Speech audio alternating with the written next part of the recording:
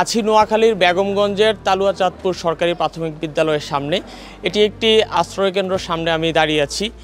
এটিতে যেতে হলেও কিন্তু আপনাকে বাঁশের সাঁকো এখানে ব্যবহার করতে হবে এবং এখানে প্রায় 25টি পরিবার আছে। এর মধ্যে 19টি পরিবারেরই শিশু আছে।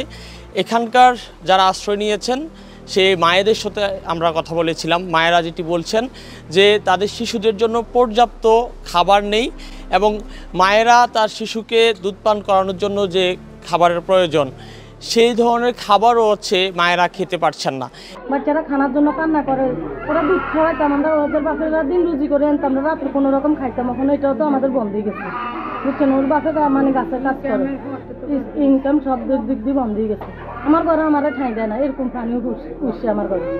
আমার বাচ্চা বাড়তি খাওয়া যেগুলা এগুলা খাইতেছে না, যা দিতেছে মুড়িছে এগুলো আমার জন্য, তো আমি এগুলা খাই, এগুলা থেকে তো সে বাড়তি খাওয়াটা খাইতেছে না। যে এলাকাবাসীরা আছেন তারা যেটি বলছেন তাদের জন্য যে ত্রাণগুলো নিয়ে আসা হচ্ছে সেগুলো তাদের পর্যাপ্ত না, যেহেতু তারা প্রায় 10 দিনের উপরে এখানে পানিবন্দী আছেন। তাই শুকনো যে খাবারগুলো আছে, চিরা, মুড়ি, বিস্কুট, সেই খাবারগুলো পর্যাপ্ত হচ্ছে না তাদের জন্য। তারা যেটি চাচ্ছেন যে রান্না করার জন্য যে খাবারগুলো, চাল, ডাল, আলু, সেই ধরনের খাবার তারা চাচ্ছেন।